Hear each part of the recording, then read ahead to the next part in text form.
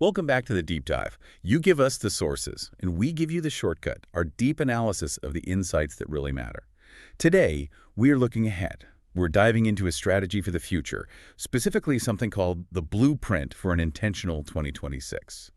And it really cuts through a lot of that, high-pressure New Year's resolution noise. It really does. So if you're listening to this, you're probably in one of two boats. Either you feel stuck, or maybe you feel busy, but it's repetitive. Like you're on a hamster wheel.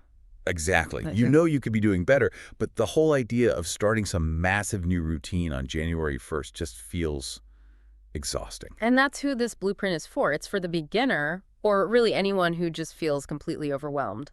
What's so interesting is how it immediately dismisses that whole heroic effort idea. Right. It doesn't say, wake up at 5 a.m. and read 50 books. No, not at all.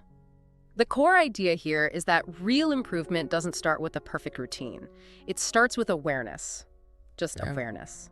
And that awareness leads to this very sharp diagnosis of why most of us fail, maybe by February, if we're lucky. The source says it's not because we're lazy or because we lack willpower. It's because we are fundamentally exhausted, distracted, and overwhelmed. And that one idea, that changes the entire mission, doesn't it? It flips the whole script. How so? Well, if you're starting from a place of just being chronically tired and distracted, trying to pile on more things, more gym time, more work, more hustle, it's a recipe for failure. It's completely unsustainable. Exactly. So the goal for 2026, according to this, is not to do more. It's to do what actually matters. It's about strategic subtraction, then. Yeah. Figuring out what to stop doing. Yes. Creating space for what's intentional. Okay, so if awareness is the starting point, where does that intentionality actually begin? It sounds like we need to, stop running and figure out which way we're even facing. That brings us directly to the first major step in the blueprint. Step 1, fix your direction, not your speed. Fix your direction, not your speed. I like that. It addresses exactly what you just said.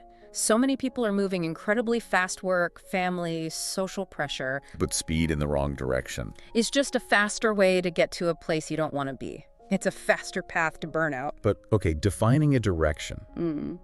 That sounds an awful lot like those big, scary 5-year plans or vision boards that this blueprint says we don't need. So how do you get that clarity without all the complex planning?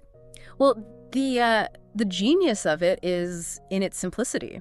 It bypasses all the external stuff and focuses on your internal values. It just asks you to answer 3 really high-level questions, and your answers immediately set your trajectory. Okay, what are they? First, do I want a calmer life or a busier one? Second, do I want freedom or comfort? And third, and this one's a big one, do I want approval or peace? Wow. Those are profound. But let me just play devil's advocate for a second. Please. For someone who's, just trying to pay the bills or dealing with a tough job, don't those questions feel a little philosophical? That's a totally fair challenge, but think of them as a filter.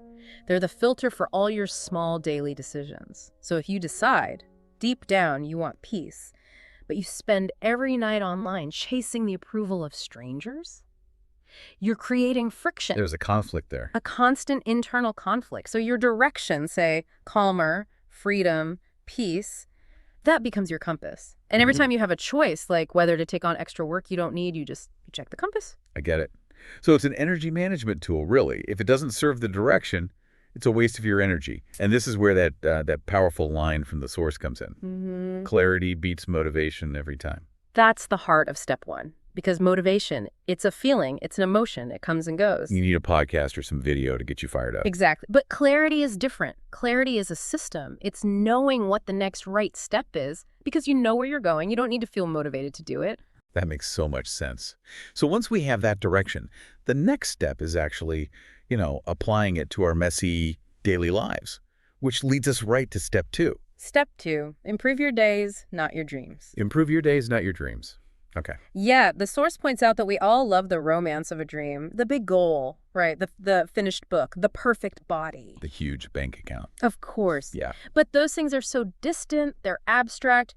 What actually changes your life is the tiny, repeatable, and frankly, boring stuff you do every day. And the blueprint gets really specific with these boring improvements, doesn't it?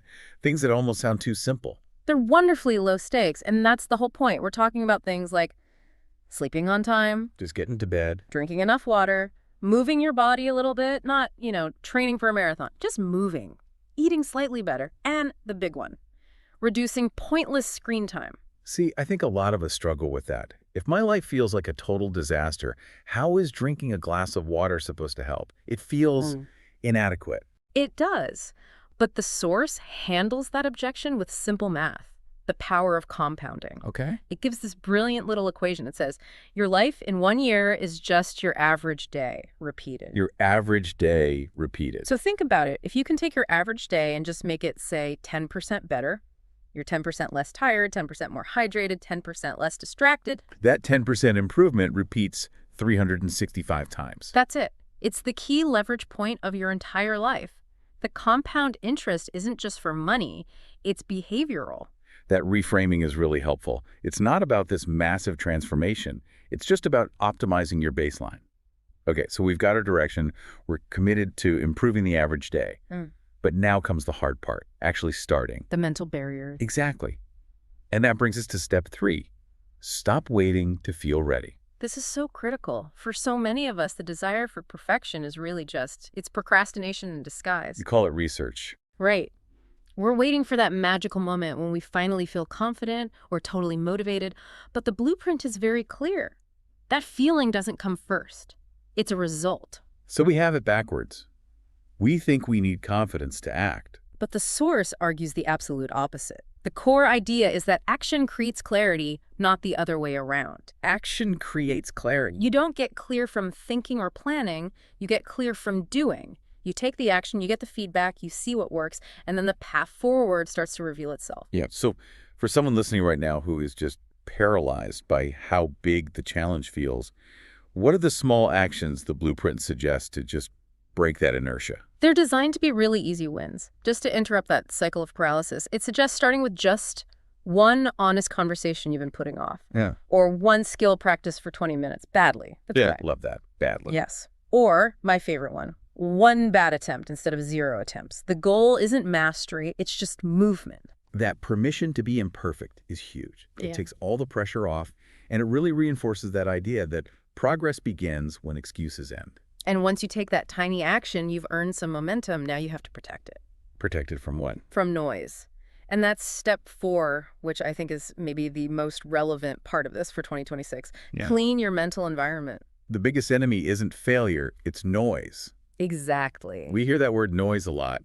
How does the source actually define it? Is it just like scrolling on your phone too much? That's part of it, but it's broader. Noise is anything that fills your mental space without helping you move in your chosen direction. The source breaks it down into 3 types. Too many opinions from other people, too much comparison. The highlight reels. Highlight reels, yeah. And, crucially, too much unmanaged information. The problem is just saturation. Your mind is so full of input, there's no space left for your own thoughts. Okay, can you give me an example of the difference between useful information and just debilitating noise? Because we need information, right? Of course. Useful information is, say, researching a skill you decided to learn in step 3.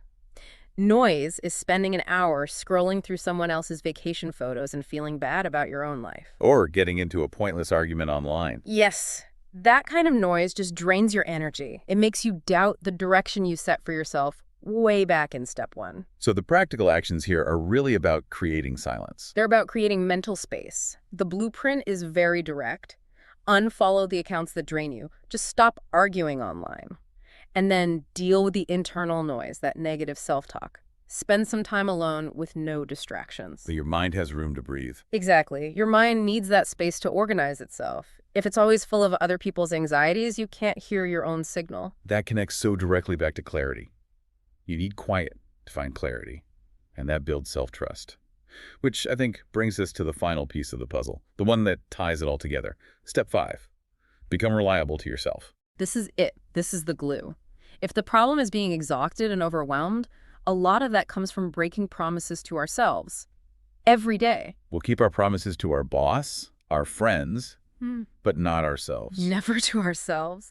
And the blueprint argues that this single act, building self-trust through tiny, consistent actions, this changes absolutely everything. But again, to be clear, we're not talking about promising huge, scary things. No, the scale is totally irrelevant. It's all about the consistency, the follow-through. What are the examples it gives? They're almost laughably small. If you tell yourself, I'm going to walk for 10 minutes today, you do it, period.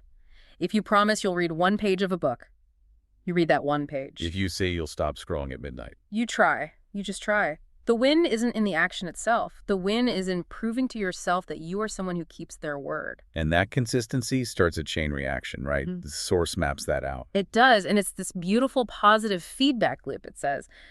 Self-trust builds confidence. Confidence builds momentum, and momentum changes lives. That's powerful. When you prove to yourself over and over that you can be counted on for a tiny 10-minute commitment, you actually change your identity. You stop being someone who wants to change and become someone who acts. So putting this all together for someone listening as they look toward 2026, it sounds like we're setting the bar lower, but we're digging the foundation much, much deeper. That's a perfect summary of the whole thesis. You don't need a perfect year. You just need a better direction. You don't need magic. You just need to be intentional. And that change happens, as the source puts it, one habit, one decision, one honest step forward. It's so grounded. It's designed to prevent that January flameout we all know so well. And it comes full circle back to that idea of awareness. By clearing out the noise, by proving you're reliable to yourself, you're not actually trying to become some new superhero version of you. Not at all. Improving your life isn't about becoming someone else. It's about finally creating the quiet, focused space you need to become the best version of you. You're just clearing away all the stuff that was blocking your own path. That's the real promise here. Take it slow, stay consistent, and keep going. That's the whole mission for 2026. So if you want a place to start today, right now, just go back to those 3 questions. Calm or busy, freedom or comfort, approval or peace. Answering those honestly, that's the first step. That's your honest step forward.